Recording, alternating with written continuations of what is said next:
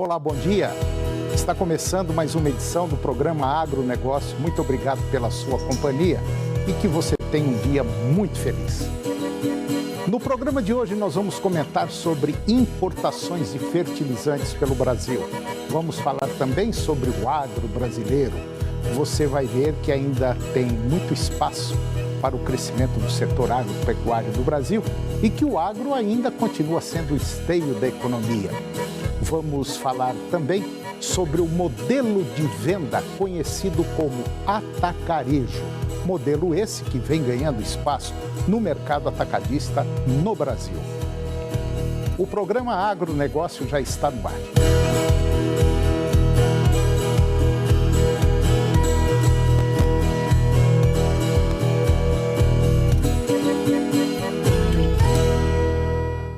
Eu começo o programa de hoje falando sobre importação de fertilizantes pelo Brasil.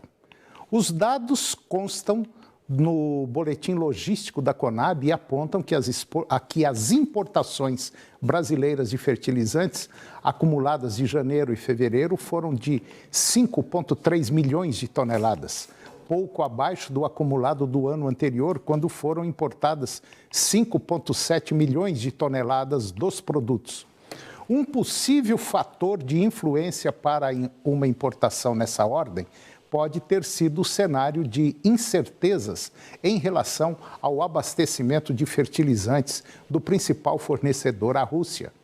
E neste contexto, no intuito de atender uma demanda de adubo para a cobertura do milho segunda safra e de algodão, sobretudo no caso de produtores que não conseguiram adquirir de forma antecipada o insumo, houve essa boa movimentação no mercado de fertilizantes para o período em questão. Tanto que o valor médio dos fertilizantes importados em fevereiro deste ano foi de $553 por tonelada, ou seja, $57 por tonelada a mais que a média de janeiro. Do total das importações brasileiras de fertilizantes acumuladas, até o momento, cerca de 29% adentraram pelos portos do Arco Norte e 30% pelo porto de Paranaguá, corroborando com o descrito anteriormente, visto que o Arco Norte atende boa parte do Mato Grosso, enquanto Paranaguá atende o estado do Paraná, dois maiores produtores de milho segunda safra do país.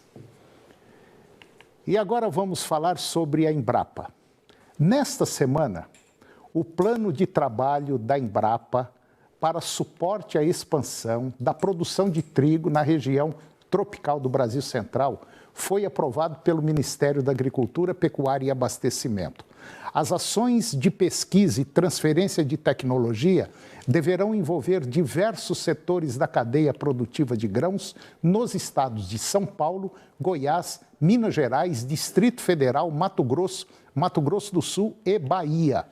Os recursos na ordem de 2,9 milhões de reais deverão viabilizar as atividades desenvolvidas nos próximos 36 meses. O trigo, tal como os fertilizantes, é um dos principais itens da pauta de importação do setor agrícola brasileiro, onerando a balança comercial do país em 10 bilhões de reais por ano.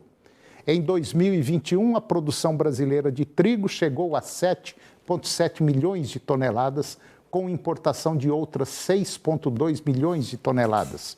O projeto de expansão do trigo tropical, ele pode ser viabilizado financeiramente pela redução de gastos com as importações de trigo.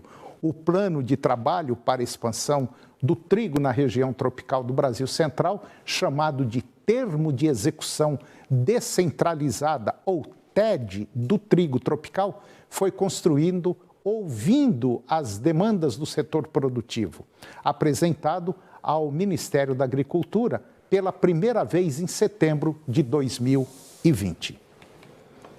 E agora você vai ver que existe muito espaço para o crescimento do setor agropecuário aqui no Brasil. E que o agro foi, é e continua sendo o esteio econômico e segurança alimentar, não só no nosso país, como em outros países do mundo. Confira.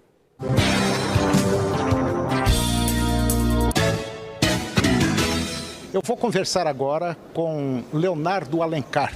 O Leonardo Alencar, ele é da XP, uma das mais importantes entidades, vamos dizer assim, financeiras aqui do Brasil. A XP é muito conhecida e ela atua muito forte dentro da linha do agronegócio. E o Leonardo é um dos responsáveis dessa área de agronegócio. Leonardo, como é que funciona, como é que é seu trabalho nessa linha de agroalimentos e bebidas? A gente costuma separar a parte de agronegócio, né, entre os ativos físicos, né, a parte de derivativos, que aí você tem mesas de trading de derivativos agrícolas. Essa parte fica focada mais em outras pessoas que fazem parte de broker e trading. Tem uma parte hoje muito recente de CRA, que é a emissão de dívida de empresas do agronegócio. Tem até o FIAGRO agora, que é uma outra forma de você até levantar financiamento para empresas do agronegócio ou até com uma opção de investimento. E tem a parte das ações. Então hoje eu fico como analista de ações das empresas de agroalimentos e bebidas. Então, desde Ambev, que é uma empresa de bebidas, a única listada, todos os frigoríficos listados e todas as empresas do agronegócio, tanto de açúcar e etanol, quanto da parte de grãos e tecnologia e serviços. Então, a minha função hoje em dia é analisar essas empresas, fazer uma projeção futura do resultado dessas empresas, né, e chegar a um valor justo em relação a essas empresas que dá uma indicação de recomendação de compra ou venda para cada um desses papéis que a gente fala. Bom, Leonardo, com exceção da política que nós atravessamos, problemas sociais aqui no Brasil, nós poderíamos estar muito melhor. Agora vem essa confusão dessa guerra aí e realmente deixa o setor do agronegócio muito apreensivo. As grandes empresas, os grandes investidores ficam com medo de investir no Brasil porque nós não temos assim um planejamento, um negócio forte, nem a médio, nem a curto e nem a longo prazo. Como é que você enxerga isso aí e como essas empresas que você analisa estão vendo esse mercado? Acho que tem até uma questão fora do setor que a gente chama de risco Brasil, né? O risco Brasil, ele impacta no custo de capital que as empresas vão ter. Isso, então, na hora que piora o cenário econômico, aumenta riscos políticos, tudo isso impacta muito o valor das empresas e, portanto, a performance dessas ações na Bolsa. Mas, além disso, aí, claro, você tem uma análise de cada um dos setores. E aí, acho que um ponto interessante é que, quando está tudo muito bom no país, você tem setor de varejo, setor de tecnologia, que performa, às vezes, muito bem, até com taxas de crescimento muito superiores ao que a gente observa no agro. Quando as coisas começam a piorar, a gente começa a voltar e enxergar que o agro continua resiliente, continua crescendo, continua melhorando a produtividade, adotando tecnologia. Então, nesse cenário, é até interessante observar o que aconteceu em 2021, 2022, é porque tem um movimento mundial de preços de commodities mais altos, mas, além disso, né, essa percepção de risco piorando, os investidores tiram o investimento de setores que precisam de um crescimento muito acelerado e voltam para um setor mais conservador. E o agronegócio acaba sendo mais conservador. Então, eu costumo dizer, né, quando está tudo muito bom, o pessoal esquece às vezes do agronegócio. Quando as coisas começam a piorar, lembra que o agro continua resiliente e crescendo. Então, nesse momento, né, a Bolsa do Brasil voltou a performar bem, mas em 2021, um dos poucos setores que performou bem foi o agronegócio. E esse começo do ano, por conta da crise, pela alta das commodities agrícolas, até essa dinâmica de fertilizantes, o agronegócio brasileiro também está indo bem por conta desse cenário. Então, de maneira geral, a gente, por mais que tenha muita incerteza na economia hoje, muita volatilidade, até pelas essas questões geopolíticas, né, a gente observa que a maior parte das empresas do setor de agronegócio tem um cenário muito favorável para esse ano. Eu digo sempre, e às vezes a gente dá algumas palestras, escreve, faz programa de rádio e tal, e eu digo o seguinte, que o setor agropecuário brasileiro é o supermercado do planeta. Quer dizer, e eu digo também que o Brasil é como se fosse uma moça de 20 anos, riquíssima, milionária, e todo mundo está doido para casar com essa moça. E essa moça chama-se agronegócio. Quer dizer, com crise, sem crise, vai e volta, o agro e acho que vai continuar sendo o motor, a economia, o coração do país, né? Sim, até um dos pontos que a gente vai discutir na palestra é justamente a participação do agro no PIB brasileiro. E chega a ser mais de 20% da participação, né? Porque às vezes a gente esquece, o agro não é somente o resultado das empresas, dos produtores do nosso setor.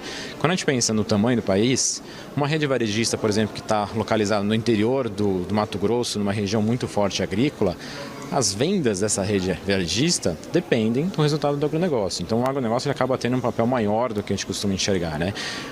Mais de 20% do PIB, quando a gente olha para a Bolsa, muito pouco expressivo, né? Então essa é uma das discussões que a gente tem recorrente, de que a Bolsa ela tem muito impacto de commodities, mas commodities energéticas, com a Petrobras, minerais, com a Vale, mas na parte de agrícola, menos. Então a Bolsa ainda hoje não representa bem ou corretamente, vamos dizer, a economia brasileira, porque a economia brasileira tem uma dependência muito maior do agro do que a gente enxerga na Bolsa, né? Esse é um ponto, acho que até de melhoria necessária. Eu costumo enxergar o agro brasileiro da seguinte maneira. Nós temos condição de produzir basicamente, talvez mais de 50%, 60% ou 70% do que o planeta precisa. Só que eu acho que o nosso agro ainda é muito pobre, deixa muito a desejar em agregar valor ao produto que nós produzimos. E isso é um baita do negócio, não é? Porque ao invés de eu vender a soja, eu podia processar essa soja, vender o farelo, vender o óleo, vender uma série de subprodutos. E basicamente nós estamos deixando o barco ir embora, né?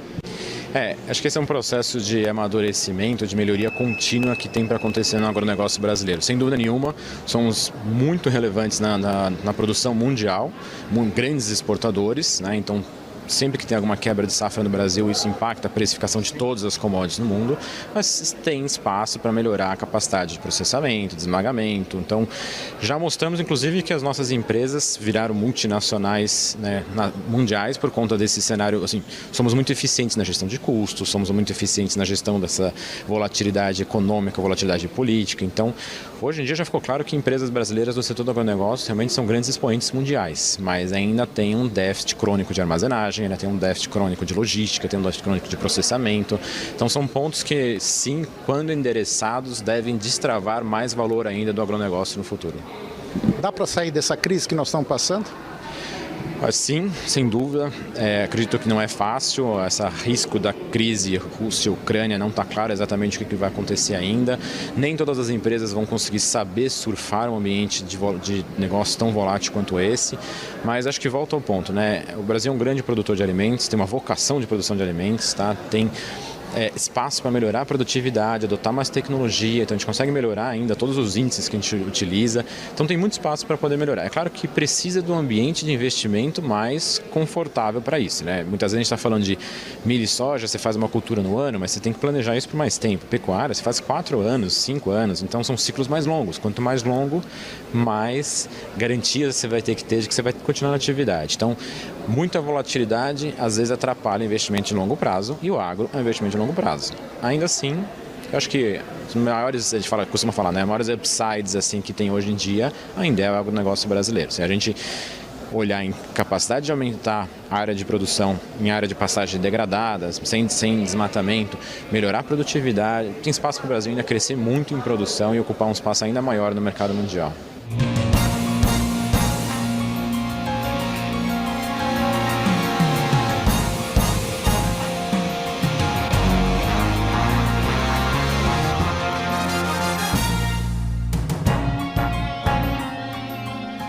E depois do intervalo, nós vamos comentar sobre o modelo de venda conhecido como atacarejo, modelo esse que vem ganhando espaço no mercado atacadista do Brasil. E vamos falar também sobre o mercado do leite, produção de leite. Nós voltamos já, é um minuto só.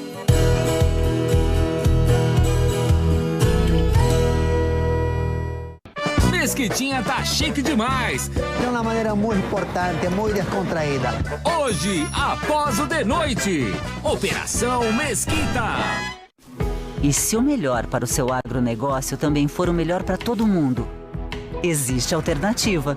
Com a nossa parceria, seu agronegócio cresce e faz toda a sua região crescer junto. Somos a alternativa que oferece soluções financeiras ideais para o seu agronegócio, taxas justas e atendimento próximo em todos os canais. Escolha o Sicredi, onde seu agronegócio rende um mundo melhor. Ficou muito mais fácil ter acesso à marca líder do Brasil em lubrificantes. A Petroforte cresceu e agora é distribuidora exclusiva Lubrax. Em Goiás, no Distrito Federal, e Tocantins. É a alta qualidade da Lubrax junto com toda a experiência da Petroforte. Afinal, são 15 anos correndo atrás para você sair sempre na frente. Petroforte, a força que acelera o Brasil.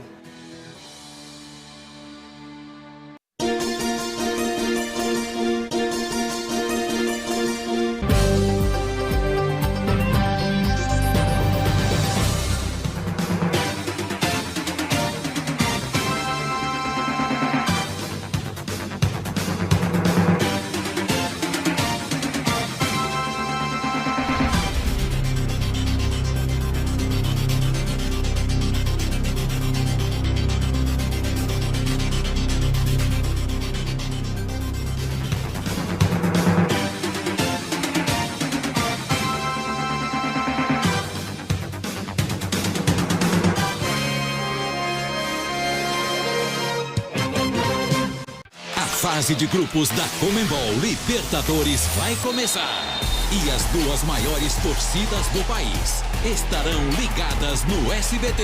Agora ficou bom!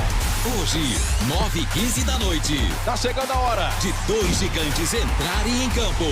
No Grupo E, o Timão vai até a altitude da Bolívia para encarar o primeiro desafio na sua volta à competição. Always Ready e Corinthians. E no Grupo H, o Mengão vai até o Peru para mostrar que chega forte mais uma vez em busca do título. Sporting Cristal e Flamengo. O lugar onde a massa se encontra é aqui, no SBT. Agronegócio. Oferecimento Sicredi, onde o seu agronegócio rende um mundo melhor.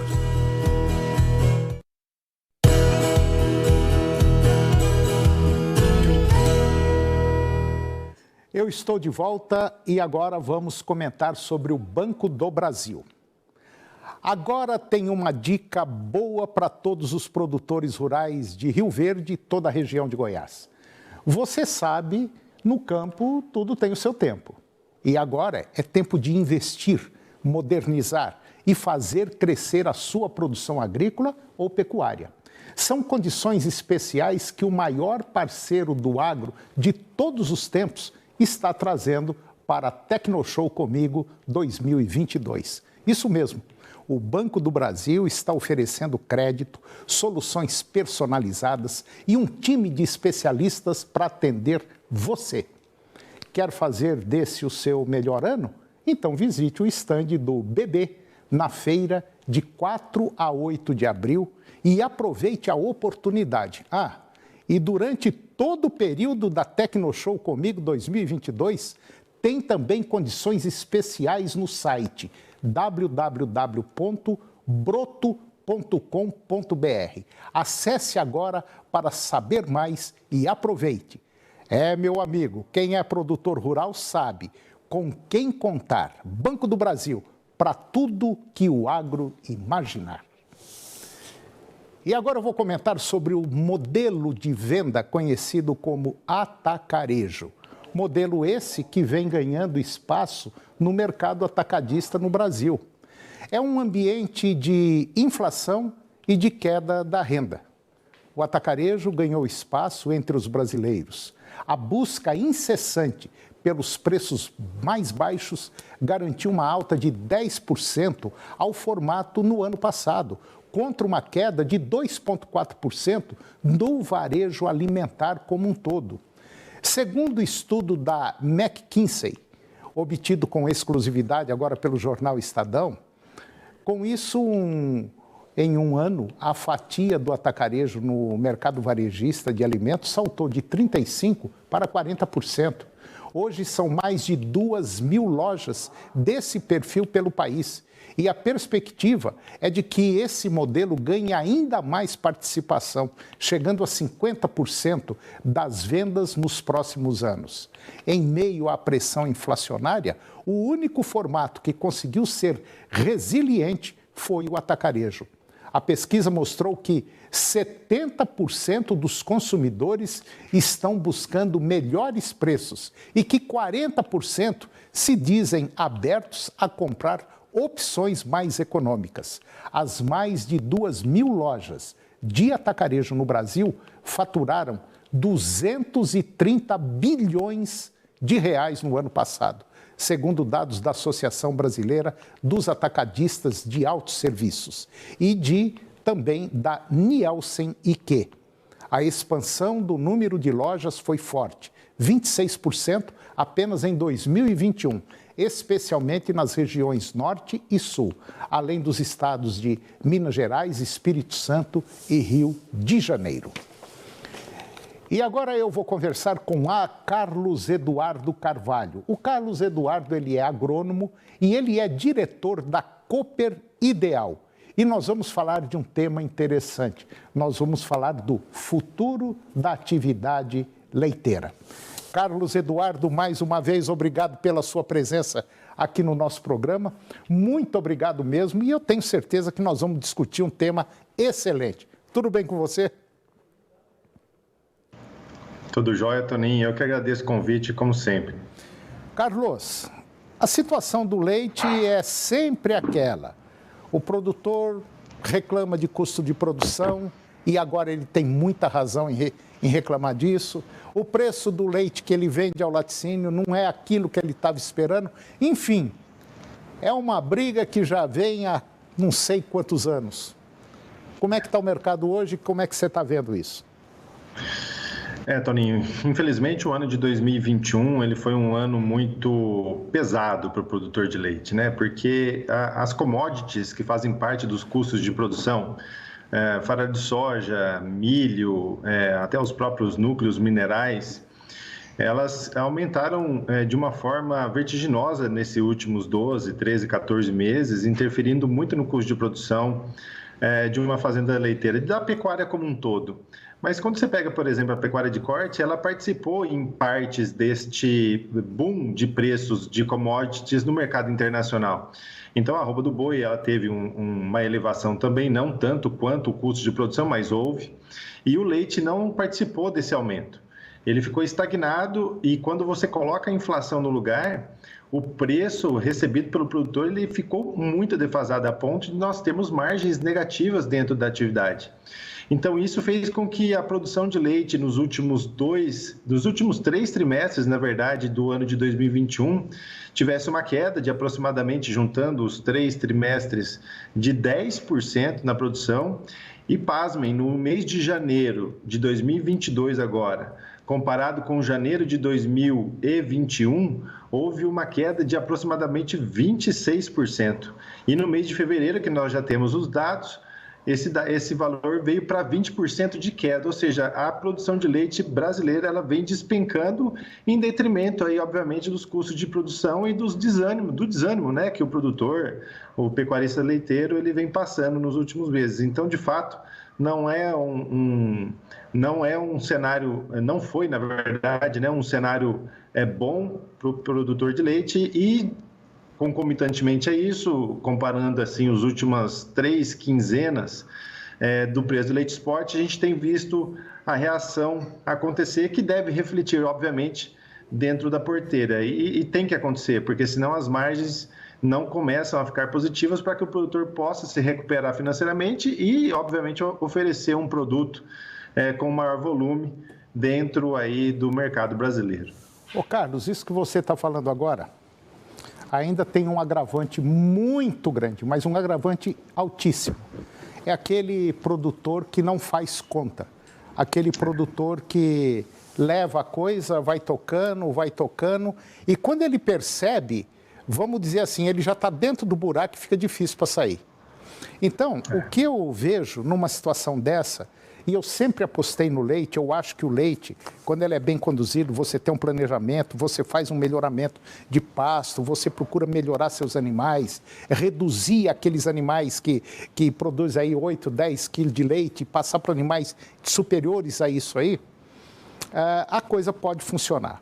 Agora, um grande gargalo, um grande problema que eu vejo, chama-se gestão nas propriedades rurais. Esse talvez seja o pior deles. A gente sabe que custo de produção é complicadíssimo, mas a gente sabe também, além do custo de produção e o cara é desorganizado ainda, aí eu vou te contar, não vira, né? Não vira, Toninho. No fundo, o gerenciamento, ele é muito importante, não são nos momentos de mudança na atividade, concorda? Claro. O gerenciamento, ele serve para que você, nos momentos de crise, possa gerenciar os seus riscos. Então, se você não tem os números nas mãos dos dados básicos da atividade, como a média de produção dos seus animais, a porcentagem de vacas no rebanho, a porcentagem de vacas em lactação no rebanho, o desempenho das suas bezerras e novilhas para que elas possam parir o mais rápido possível dentro de um custo de produção razoável, a produção de volumosos de forma a diminuir a utilização de concentrados, enfim, uma série de fatores que você pode trabalhar dentro da propriedade. Se você não tem isso nas mãos para que quando venha a crise você saiba tomar as melhores decisões para que o impacto negativo seja o menor possível, dificilmente você fica na atividade. Com certeza, quando você pega, por exemplo, essa questão desta queda de produção de leite que a gente viu e comentou agora anteriormente, isso é reflexo não somente do produtor que vai lá e tira o concentrado, às vezes até de maneira irracional dentro da fazenda, mas reflexo de produtores que saíram da atividade. Muitos leilões estão acontecendo aí no país de rebanhos de 2, 3, 4 mil litros de leite por dia, em que o produtor, muitas vezes, você não tem ali um gerenciamento aprofundado dentro do negócio. E a gente está falando de propriedades que têm um capital empatado de aproximadamente aí, algo em torno de 6, 7, 8 milhões de reais. Então, é muita grana, é muito dinheiro envolvido para que ele ainda continue fazendo conta de padeiro e quando faz, né?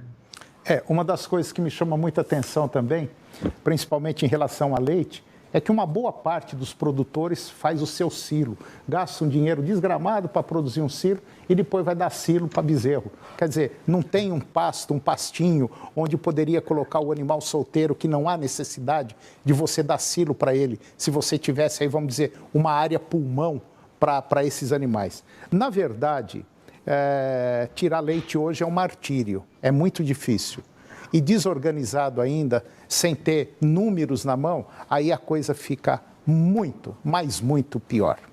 Mas, Carlos, eu acho o seguinte, eu acho que a gente, eu, você e tantos outros, nós aqui temos que levar isso para fora, mostrar para a população, chamar a atenção do produtor de leite e vocês técnicos virem aqui conversar, explicar e mostrar. Eu acho que dessa forma a gente pode fazer um trabalho de informação ao produtor, vocês especializados e nós aqui na outra área botando isso aí para frente.